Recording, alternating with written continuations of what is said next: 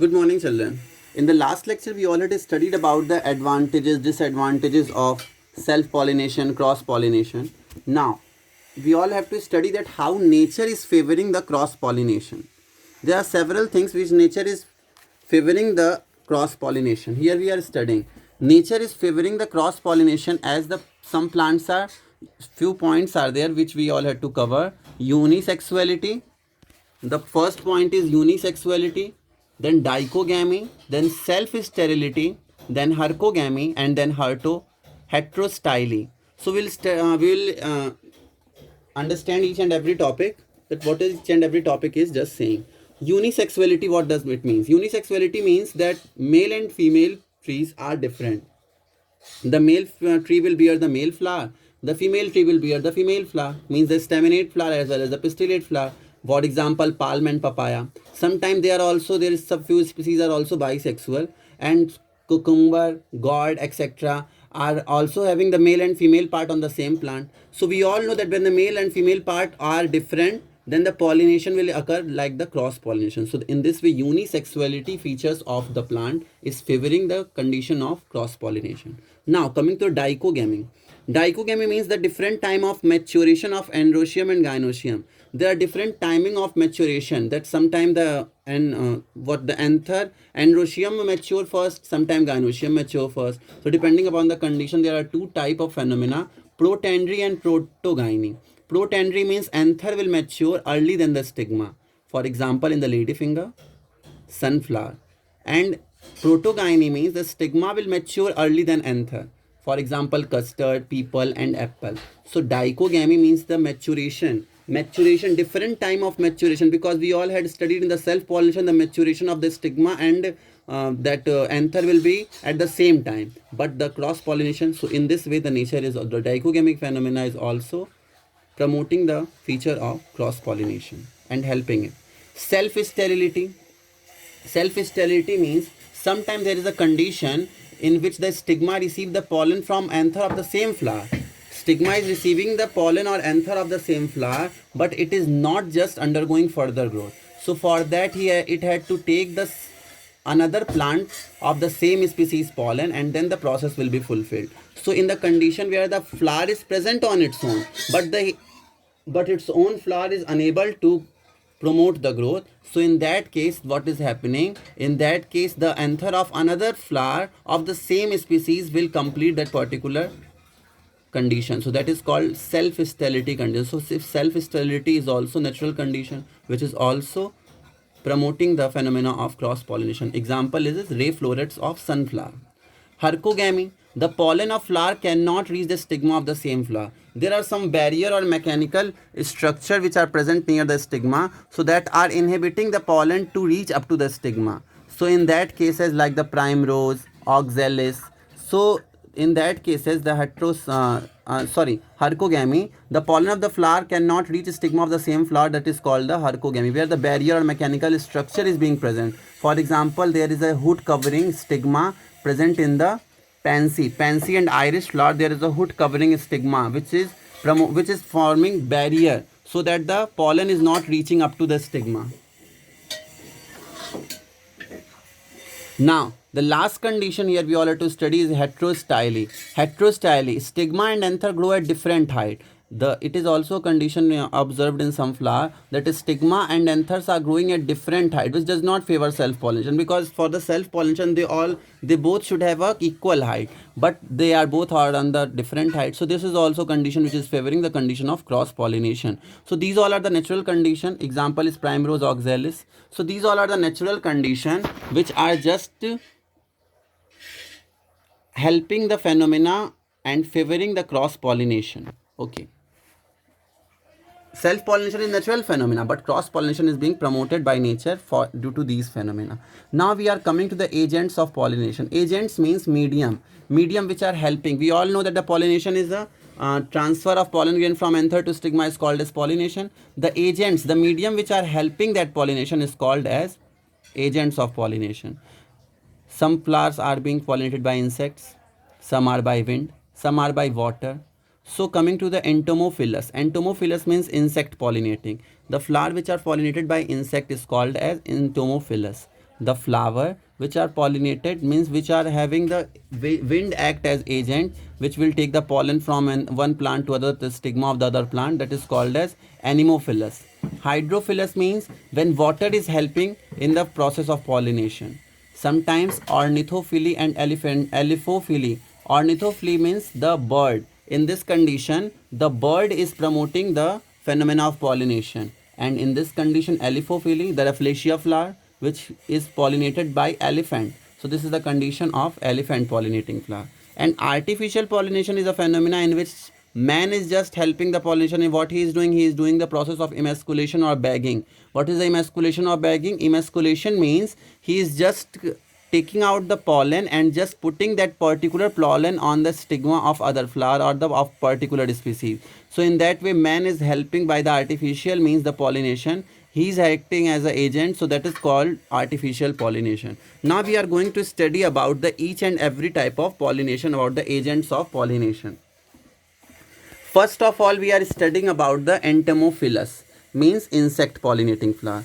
Here entomophilus, what are the characteristics of the entomophilus we all are seeing here? What we are saying, entomophilus means the flower usually have the following character. The flower are large, they should be large. Entomophilus means insect, they should be large, they should be brightly colored. When they will be brightly colored, they are having different color, then insect will be attracted to that. They should emit scent, because they would, if they would emit scents, then the insects will be attracted towards them, so they will come to them. They will produce nectar also. Nectar producing, what was it is the food for insects. Why the insects will come? For taking the food only. So that is why they should produce nectar also. The pollen grain should be sticky. The pollen grain should be sticky and little bit spiny. That means if they will be sticky, then only when the insect will sit on that particular flower, then pollen grain will be stick to its sting. Then the particular pollen, when it will again sit on the female flower, then the particular pollen will be transferred to the female flower. The flower tend to be in cluster to make them conspicuous, especially in cases where individual flowers are small. Example, the dahlia. So they should come in the clusters, means in a group of the flower they should also present, so that it will be look good, and when it will be look good, it will attract insect. It will be giving a pleasure to insect to go to them. They will be secreting good type of nectar, good type of scent, and also insect will be coming to us. So the particular, for that particular agent, insect pollinator should have the following characteristics, and they possess such characteristics. Okay, now that is called as entomophilus. Now we are coming to the wind pollinated flower. Wind pollinated means the flower pollen grain or these all things should be lighter. Lighter means should be transported by wind. So the wind pollinated flower are called as the anemophilus flower. Anemophilus flower, the flower are small. They are usually not brightly colored and often dull green. They are usually not brightly colored. They are not brightly colored because they are not in the sense order to attract anything. They are dull green, very dull green. So they have to transfer by the wind. That's why they are adapted to that particular situation. They do not produce scent or nectar. Here there is no attraction power should be generated. The stamens are long and hang out flower to be exposed. The stamens are long because the stamen will be long and very light, so that when the wind will flow, then the pollen will start spreading with the help of wind. So the example is maize. The anthers are large and loosely attached to the filament of the slight wind by because they should be large and very loosely arranged. When they will be loosely arranged, then only a little bit flow of wind also will help the phenomena of pollination to occur. So that is, pollen is produced in a very large quantity because it is not sure that the pollen amount of pollen grain which are flown by wind will reach up to the stigma only. So that's why they are producing large quantity of pollen. Pollen grains are light, dry and smooth so that they can be easily carried away by the wind. Pollen grains are very light, they are dry and smooth so that they could be easily carried by the wind. So we are already told that it should be light, it should be dry, it should be smooth so that it could be carried by the wind. It should be smooth because if it should be smooth, then it will be only reaching up to the stigma and then it will be sticking to the stigma, because stigma will certain genet, it will attract that particular pollen of that particular species. The stigma are feathery and hang out of the flower to trap the pollen. Stigma is also having such quality. It should be feathery and it should be hanging out in order to, when wind will pollinate the particular anther, then it will be carrying out. When wind will flowing that particular anther, then it will be carrying or attracting that anther towards itself. So we had studied about insect pollinated and wind pollinated. Now we are coming to the water pollinated flower. Water pollinated flower are also called as hydrophilous. Hydrophilous means water affinity flower. Pollen grain are produced in a large number. First characteristics. In some plants, the pollen grain have a specific gravity almost equal to that of water, so that the remaining floating below the surface of the water. So they are having the same gravity. See, the pollen should be having the same gravity so that they could be floating over the surface of water.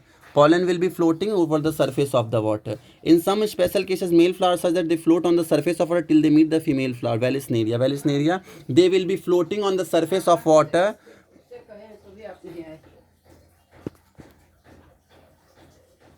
So we are studying the Vallisneria. Vallisneria flowers such that they float on the surface of water till they meet female flower. So some flowers are pollinated by birds. We already studied ornithophily, Bignoria, Canna, etc. And some flowers are being pollinated by the elephants, that is the Rafflesia. We already had known about that. The pollen grain of the flower get stuck to the feet of elephant and will be carried to the stigma of other flower when the flower get trampled by their feet.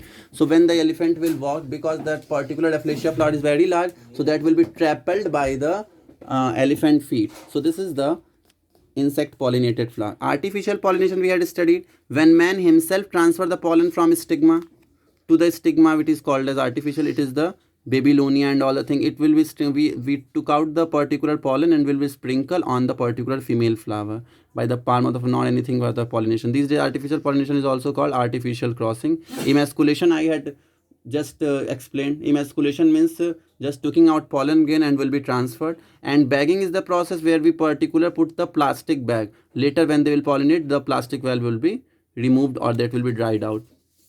So these all are the we already studied about the water pollination, characteristics of the water pollination, where the male flower will be floating over the surface and the female flower are just on the surface of the water. They'll attract that particular male flower because the male flower pollen grain will be of the having gravity equal to the water. We had studied about the insect pollinated characteristics, wind pollinated characteristics. Then we had studied about the water pollinated characteristics, Rafflesia and artificial pollination. There are some example of pollination here. It has been also given. Insect pollinated the sweet pea. What is the sweet pea? Insect pollinated sweet pea. What it has been written? The insects such as the bee, a light of the young Causpicius corolla. What is having the insect pollinated example is there. The wing petal along with the keel petal are forced down and stamen and stigma touch the underside of the body of the insect. What is happening when the insect is just touching the particular flower of the, when it is touching the particular flower, the bee thirst, if the bees type of insects or keel petal, wing petal, these all are the type of insect. When they are just sitting on the particular flower, then what is happening, that particular the stigma, the force down the stamens and the stigma touch the underside of the body of the insect. Both the stigma and the stamens will touch the underside of the body. It is arranged in that order only, that it will touch the inner side of the body of the insect. It may have pollen sticking on its body. If the particular sitting on the pollen grain, then anther, then it will be sticking the pollen to its body, and then it will be reaching to the female flower, then it will be transferring the particular pollen to up to the female flower. In this way it will help in the cross pollination. So the pollen is not transferred from stigma to this flower, thus affecting the pollination. When the insect flies away, it may carry some of the pollen flower to the other similar flower. However, if cross pollination does not take place, there is a chance of self pollination in this case. So there are the cross pollinating flower in the insect pollinating flower, just like the sweet pea. Sweet pea is exhibiting self pollination as well as cross pollination also. So if the particular cross pollination is not completed, then the self pollination will also be carried out in the pea plant, where the insect will sit on the particular pollen. It will stick, its body is just arranged in order to that particular, that insect will stick the pollen grain to its body, and then it will transfer the pollen grain from anther to stigma. So this is the example of the pea plant, where the particular insects will carry out the pollen grain. Now in the wind pollinated flower, the maize, what is happening? Brought by the wind. As the wind blows the pollen from the outwardly hanger, in the wind pollinated flower, the maize, pollination is brought about by the wind. As the wind will blow the pollen from the outwardly hanging anther, see here the pollen is being hanging, it will be flowing from the wind and it will reach up to the female flower. Always, if the wind will shake out the particular flower, then it will reach up to the female flower, and in this way the pollination will be helping. We already had studied about the characteristics of the wind pollinated flower. So these all are the characteristics of the wind pollinated flower of the maize, where the self pollination. so that there is a less chances of self pollination, but there is a lot of chances of cross pollination, where the wind will helping as an agent to particularly successfully exhibit the process of pollination. So these are all about the today's lecture, where we already studied about the wind pollinator and insect pollinator. A difference is also given. You all could go through particular difference. Then we already studied about the insect pollinator flower, example of the pea. Then we had to study about the wind pollination flower, the example of the maize. Then we had studied about the agents of pollination, insect pollination, wind pollination, and water pollination, that is called as hydrophilus. Two more terms, ornithophily and elephophily, elephant and birds one. And then we had studied about the nature, how nature is favoring the phenomena of cross pollination, unisexuality, decogamy, self-sterility, hercogamy and hertostyly. Here is the difference of the self-pollination and cross-pollination also given. So go through the particular difference according to the definition, and according to the we studied about those, the difference is also given. So we had studied about today the nature favors the cross-pollination, dichogamy, self-sterility, hercogamy, hertostyly,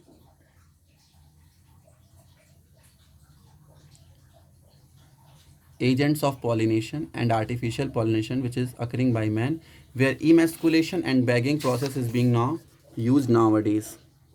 And then some example, sweet pea, where insect is sitting on the particular flower. These are having the cross pollination as well as the self pollination activity in the case where cross pollination will not occur, and because there is no chance that an insect will sit on the particular flower only. But if it is sitting, then it will transfer the particular, and if it is not exhibiting, then the self pollination ability is also in these flower. But here the wind, here the cross pollination, because wind will always flow, so the wind will help in the exhibiting the cross pollination due to its slightly lighter structure of the pollen grain and the feathery structure of the stigma, which will stick the particular flower pollen grain, and the pollination will be exhibited.